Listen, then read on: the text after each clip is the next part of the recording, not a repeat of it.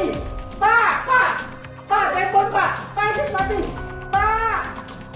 Pak Idris mati. Ayo Pak, telepon dulu Pak. Idris mati Pak.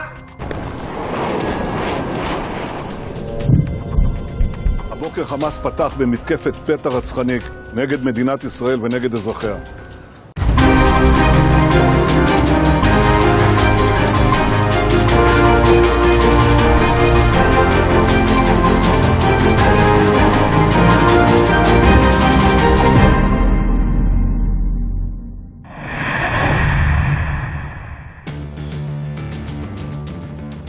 Sepekan menuju pendaftaran Capres-Cawapres 2024, bakal Capres Ganjar dan Prabowo masih jadi teka-teki.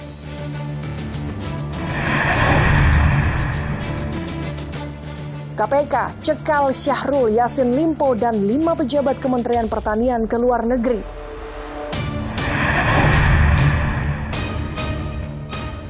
Gregorius Ronald Tanur, anak anggota DPR, tersangka kasus dugaan penganiayaan kekasihnya hingga tewas, terancam hukuman 12 tahun penjara.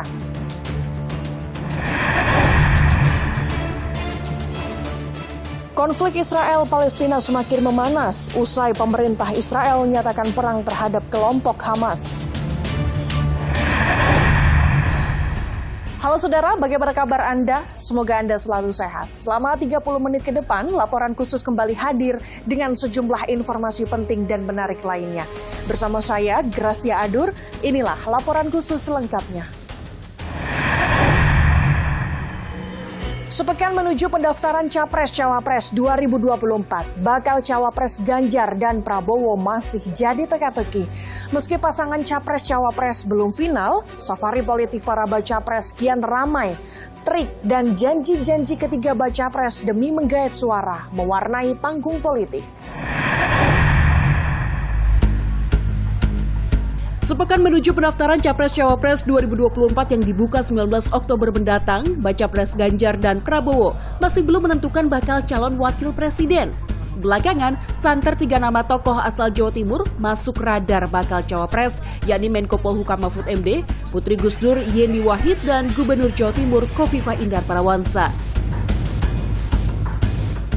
PDI Perjuangan bahkan menimbang nama Mahfud dan Khofifah yang dianggap punya pengaruh besar di Jawa Timur.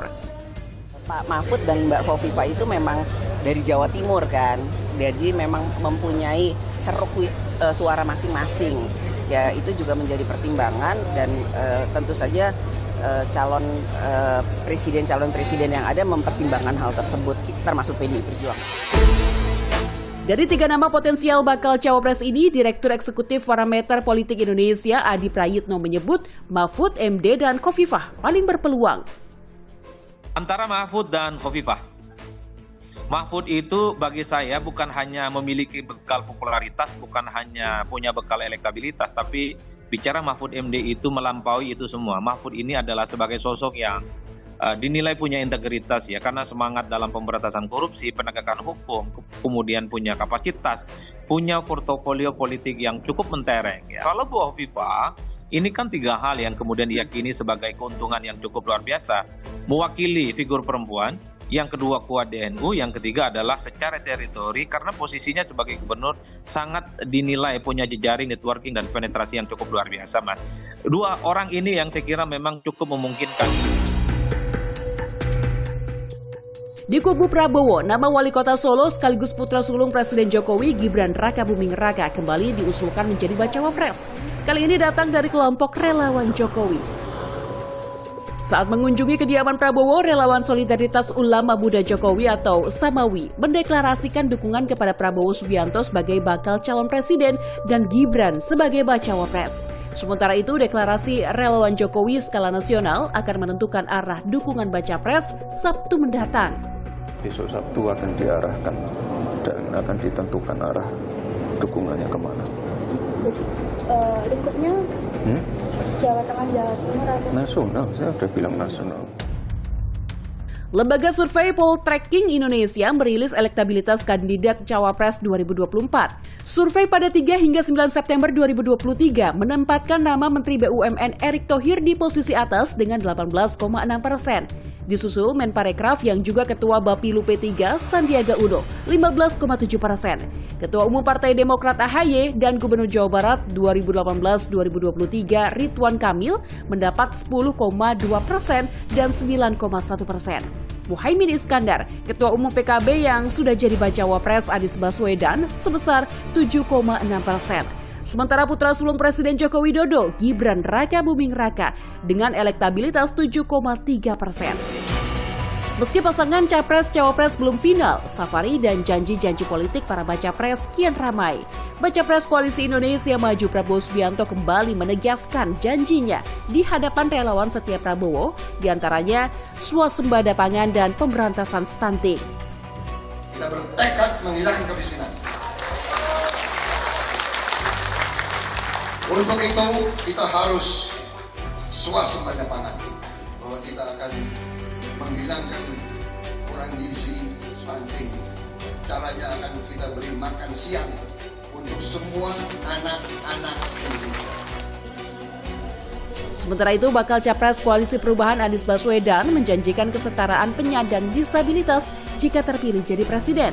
Hal ini diungkap Anies usai berkunjung ke pesantren Darul Falah, Kabupaten Bandung, Jawa Barat. Ya, kami terima kasih sekali dengan kepercayaan dari teman-teman tunanetra, penyandang disabilitas, yang memang itu menjadi salah satu prioritas. Jadi kita ingin ada kesetaraan, termasuk kesetaraan kesempatan, kesetaraan fasilitas.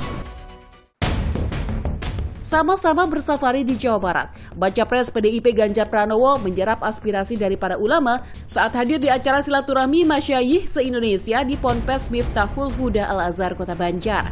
Ganjar menilai perhatian ke pondok pesantren harus ditingkatkan. Tadi ada banyak masukan ya yang dimintakan oleh para masyayikh. Tentu sekali lagi perhatian kepada pendidikan pondok pesantren dan para santrinya agar ke depan mereka bisa sangat adaptif dengan kondisi perubahan zaman. Sementara itu jelang pemilu 2024, Menteri Agama Yakut Khalil Qomas berencana membuat aturan yang membatasi kampanye politik bersifat elektoral di lingkungan lembaga pendidikan berbasis keagamaan di bawah naungan Kementerian Agama.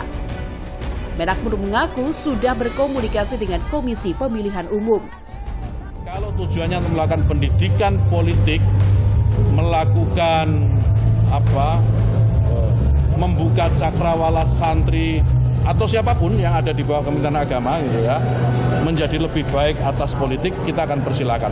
Tapi tentu kita tidak akan memberikan aturan yang membebaskan orang bisa melakukan kampanye politik yang sifatnya elektoral. Merespons rencana Menteri Agama, bakal Cawapres Koalisi Perubahan Muhaimin Iskandar mengaku tak masalah dan akan ikuti aturan. Biasa aja, yang penting semua pada porsinya, semua pada proporsional, semua ikut aturan undang-undang, ikut aturan KPU, kita jalani semua dengan baik.